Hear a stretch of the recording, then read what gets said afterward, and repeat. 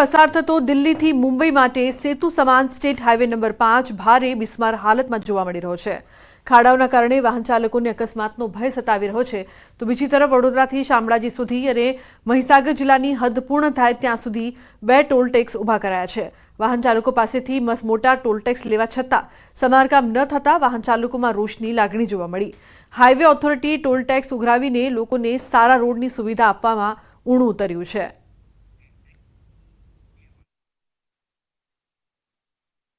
વરસાદના કારણે રસ્તાઓ બિસ્માર બન્યા છે, ત્યારે બોમ્બે અને દિલ્હીને હાઈવે જોડી રહ્યો છે, મહીસાગર જિલ્લામાંથી પસાર થઈ રહ્યો છે, તે મોટી માત્રામાં મસમોટા ખાડા પડી જવાથી વાહન ચાલકો હેરાન પરેશાન બન્યા છે। હું દ્રશ્યો બતાવી રહ્યો છું।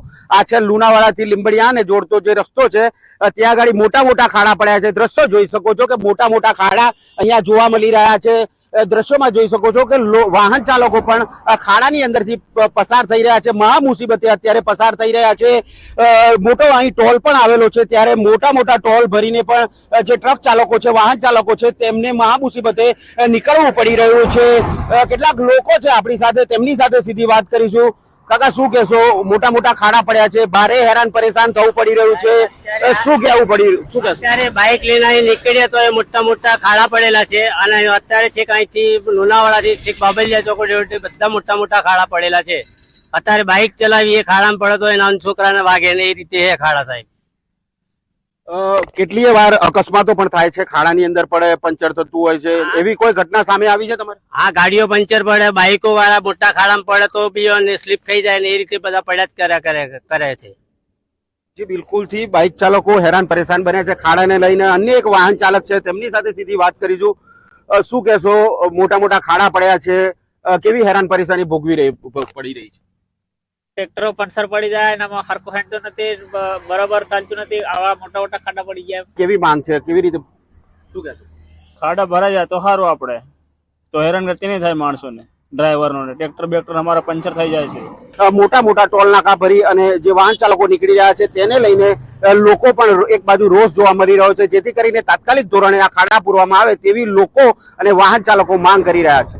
મિતેશ ભાટિયા, ન્યૂઝ 18 ગુજરાતી, મહીસાગર। લુણાવાડાથી શામળાજી રોડ પર મોટા મોટા ખાડા બહુ પડેલા છે ને એમાં ખાડાથી લોકોને બહુ દિક્કત થાય છે। લોકોને ગાડીઓ મોટી આકાશમાં તો बहुत बड़ा था है, गाड़ियों लेके स्लिप થઈ જાય છે, ખાડામાં પડે છે। मेंटेनेंस चल रहा है हमारा, और उसमें भारी बारिश के कारण जो हुआ है, अभी बारिश की वजह से नहीं हो पा रहा था, मेंटेनेंस चालू है हमारा शामलाजी साइड से, इधर से भी दोनों साइड से चालू है मेंटेनेंस। तो 5 લાખનું શંકાસ્પદ એમડી ડ્રગ્સ ઝડપાયું છે। મહીસાગરના કારમાંથી અહીં ડ્રગ્સ ઝડપાયું છે। ડ્રગ્સ લાવનાર 4 શખ્સો ઝડપાયા। મધ્યપ્રદેશથી ગુજરાતમાં લવાતું હતું ડ્રગ્સ। સંતરામપુર તાલુકાના વાંકાનાડા રોડ પાસે પોલીસે કાર ચેક કરતા શંકાસ્પદ એમડી ડ્રગ્સ ઝડપાયું છે।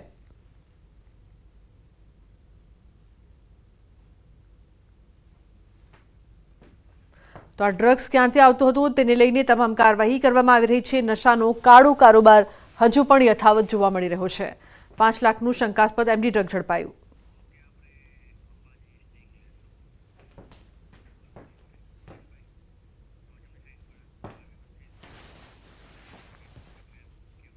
હવે વાત કરીશું બોલમાળી અંબેની।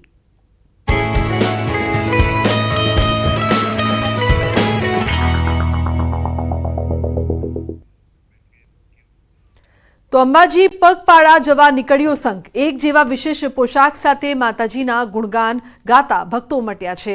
પગપાળા અંબાજી જતો રાજકોટનો સંઘ મહેસાણા પહોંચ્યો હતો। આ સંઘ છેલ્લા 23 વર્ષથી રાજકોટથી અંબાજી જાય છે। દર વર્ષે અલગ અલગ પોશાક સાથે આ સંઘના લોકો નીકળે છે। પગપાળા જતા 125 ભક્તોના અનોખા પોશાકે લોકોમાં આકર્ષણનું કેન્દ્ર જમાવ્યું છે। આ સંઘમાં ભક્તોએ 16 દિવસના 16 ડ્રેસ તૈયાર કર્યા છે। ભાતીગઢ સંસ્કૃતિના અલગ અલગ ડ્રેસ પહેરીને ગરબા ગાતા નીકળ્યા શ્રદ્ધાળુઓ।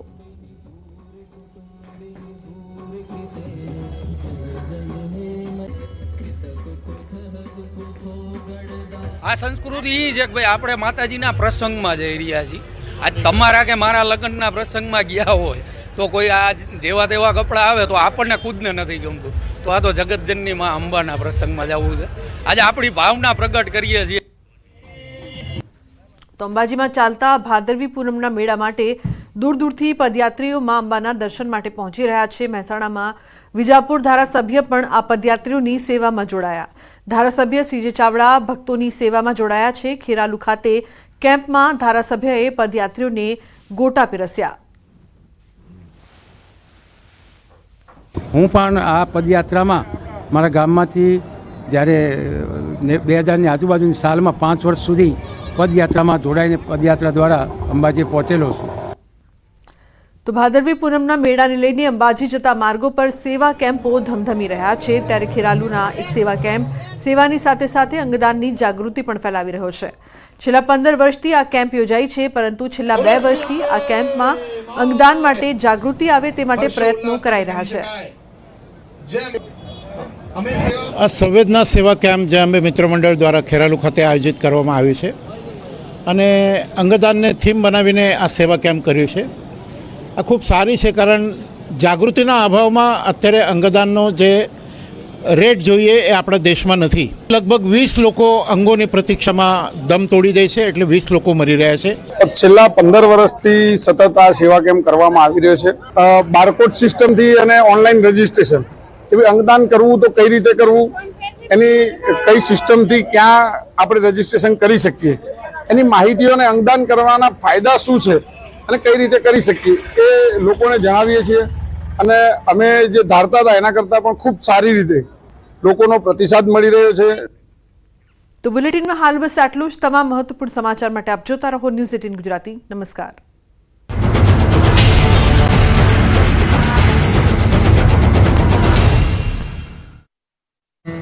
8 ઇંચ પર પહોંચી છે. સાવચેતી માટે પાલિતાણા તાલુકાના 6 ગામો અને તળાજા તાલુકાના 12 ગામોને હાઈ એલર્ટ કરાયા છે. પાલિતાણા તાલુકાના લાખાવડ, માયધાર, મેઢા સહિતના ગામોને કરાયા સાવચેત, તો તળાજા તાલુકાના ભેગાળી, ટીમાળા, સેવળિયા સહિતના ગામોને એલર્ટ અપાયું. લોકોને નદીના પટમાં કે કાંઠા વિસ્તારમાં ન જવા તંત્રે અપીલ કરી છે. ઉપરવાસમાં ભારે વરસાદના પગલે ડેમમાં પાણીની આવક વધતા ભાવનગર જિલ્લાના લોકોએ રાહતનો શ્વાસ લીધો છે.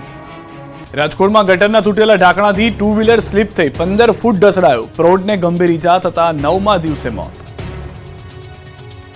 રાજકોટ શહેરમાં વધુ એક વખત મહાનગરપાલિકાની ઘોર બેદરકારી જોવા મળી. રાજકોટ શહેરના ગાંધીગ્રામ વિસ્તારમાં હીરાના બંગલા નજીક ગત 3 સપ્ટેમ્બરના રોજ ખુલ્લી ગટરના કારણે અકસ્માત સર્જાયો અને તેમાં ગંભીર રીતે ઇજાગ્રસ્ત પ્રૌઢનું 9 દિવસની સારવાર બાદ મોત નિપજતા પરિવારમાં ગમગીની છવાઈ ગઈ.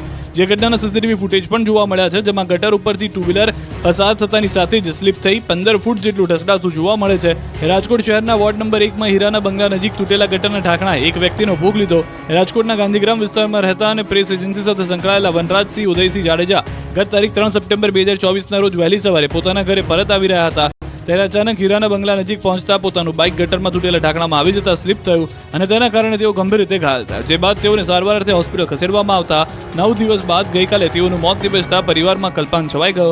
સ્થાનિકોએ જણાવ્યું કે તંત્રની બેદરકારીના કારણે થોડા દિવસ પહેલા મારા દીકરાનું અકસ્માતમાં હાડકું તૂટી ગયું.